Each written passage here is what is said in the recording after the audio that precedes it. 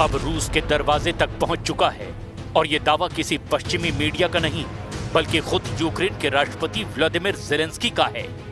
Zelensky ने ऐलान किया है यूक्रेन अब रूस के अंदर 900 किलोमीटर दूर तक लंबी दूरी के हमले कर रहा है। रूस का एक बेहद ऐतिहासिक शहर यारोस्लाव, जो मॉस्को के उत्तर पूर्व में करीब 250 किलोमीटर की दूरी पर है, रूस के हमलों के बाद जलने लगा है। यूक्रेन के लॉन्ग रेंज ड्रोन हमलों से तेल ठिकानों में आग धधक गई है।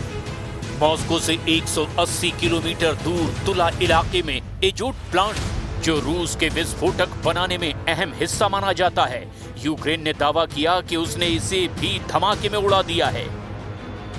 रूस के अंदर 28 इलाकों में एयर रेड अलर्ट बज रहा है।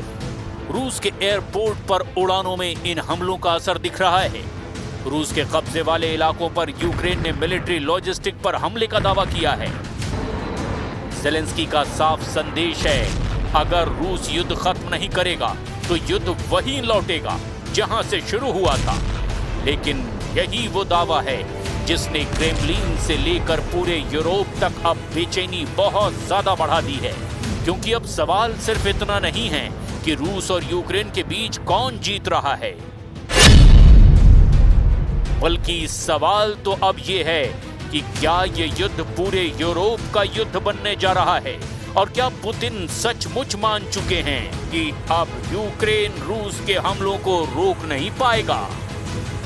Масштабные задачи по обеспечению тесной интеграции наших исторических структур, о реализации проектов, направленных на запуск. Наши войска удерживают стратегическое преимущество, уверенно идут вперед, и никакие обстрелы и беспилотные удары.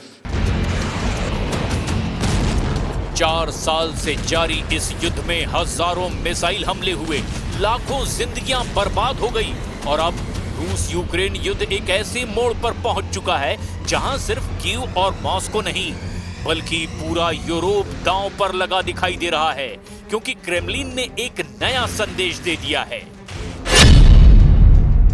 व्लादिमीर पुतिन को पूरा भरोसा है कि यूक्रेन अब रूस के हमलों को रोक नहीं पाएगा। दूसरी तरफ ज़ेलेंस्की कह रहे हैं कि ये जंग अब सिर्फ यूक्रेन की लड़ाई नहीं रही, अब इस युद्ध को आगे यूरोप को लड़ना होगा। सवाल ऐसे में ये है, क्या यूक्रेन का युद्ध अब यूरोप का युद्ध बनने जा रहा है? क्या पुतिन की सेना निर्णायक बढ़त बना रही है और क्या दुनिया एक और बड़े टकराव की तरफ बढ़ती चली जा रही है?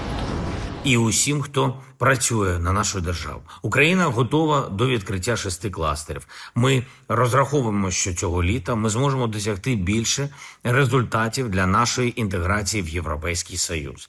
Принаймні, з нашого боку, не буде жодних... रूस की रणनीति बदल चुकी है।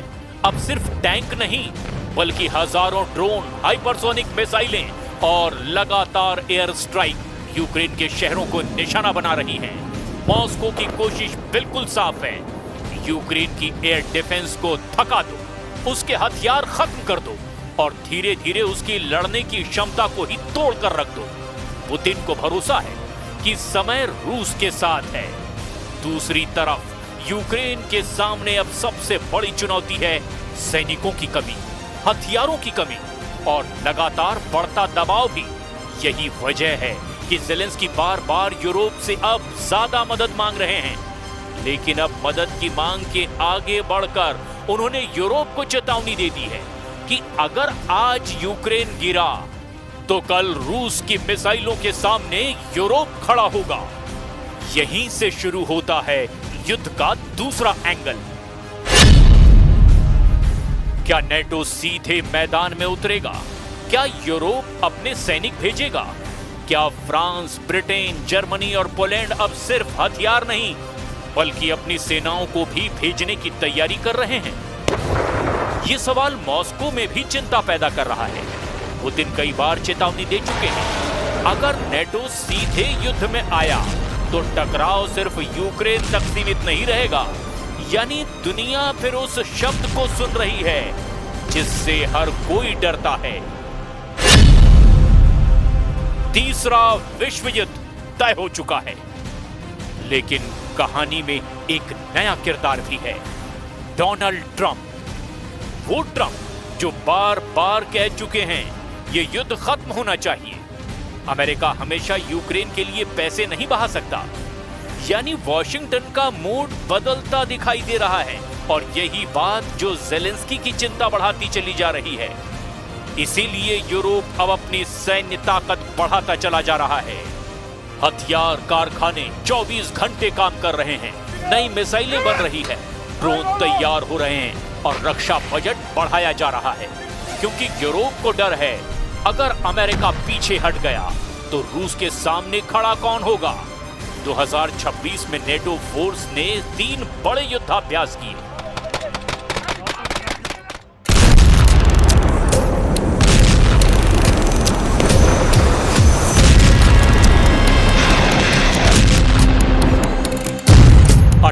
मार्च को स्ट्रीट फास्ट डार्ट 26 नाम से जर्मनी के बाल्टिक तट पर यह एक्सरसाइज हुई। इसमें 13 देशों के 10,000 सैनिक शामिल हुए। इसमें अलाइड रिएक्शन फोर्स की रैपिड डिप्लॉयमेंट पर फोकस किया गया। 4 से 19 जून के आसपास नेटो फोर्स ने बाल्टॉफ 26 नाम से जर्मनी, पोलैंड, लातविया के तट पर नौसेना की ड्रिल की। 15 देश के 20 जहाज और 6,000 सैनिक इसमें शामिल हुए। 8 जून को शुरू हुई नेटो की RAFL 26 नाम की एक्सरसाइज अभी भी जारी है, जो 19 तारीख तक चलेगी। इस एयर एक्सरसाइज में 18 देशों के 200 से ज्यादा एयरक्राफ्ट 20 अलग अलग लोकेशन में एयर ड्रिल कर रहे हैं। लेकिन रूस भी रुकने वाला नहीं है। रूसी हथियार फैक्ट्रियां रिकॉर्ड उत्पादन कर रही हैं। नई मिसाइलें, नए ड्रोन और नए हमले। पुतिन की रणनीति बिल्कुल क्लियर है, लंबा युद्ध लड़ो और विरोधियों को थका दो। रूस अब अटैक ड्रोन को कंट्रोल करने के लिए सैटेलाइट बेस्ड सिस्टम विकसित कर रहा है। मतलब ड्रोन के लिए अब एक अलग सैटेलाइट नेटवर्क तैयार किया जाएगा।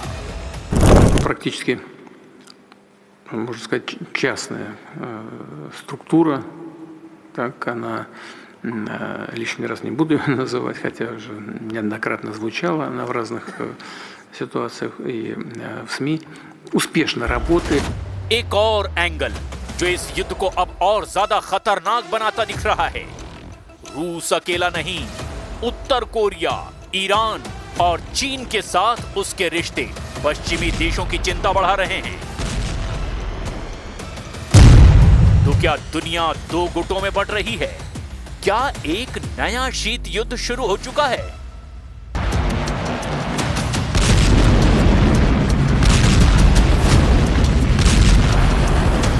अगर यूक्रेन का युद्ध सच में यूरोप का युद्ध बन गया तो इसका असर सिर्फ युद्ध के मैदान तक सीमित नहीं रहेगा।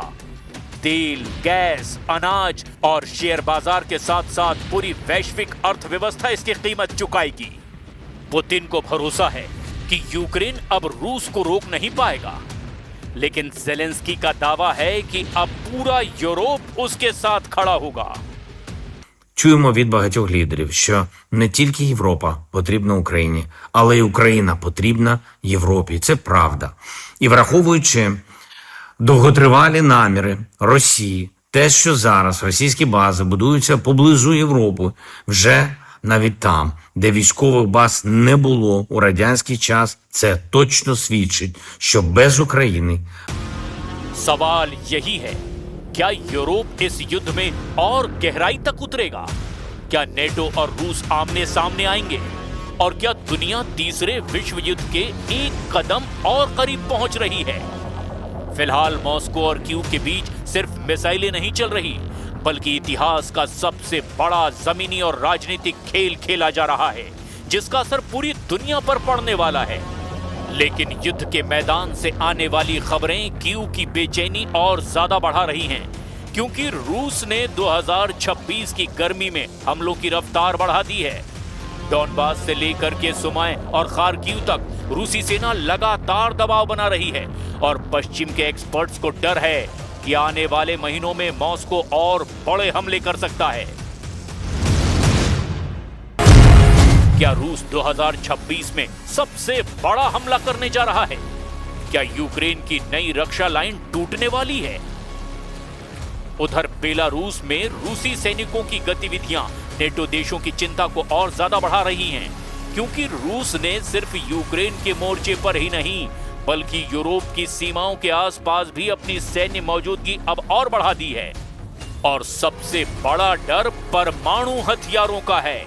क्रेमलिन कई बार साफ कह चुका है कि अगर रूस की सुरक्षा को बड़ा खतरा महसूस हुआ तो उसके पास आखिरी विकल्प भी मौजूद है।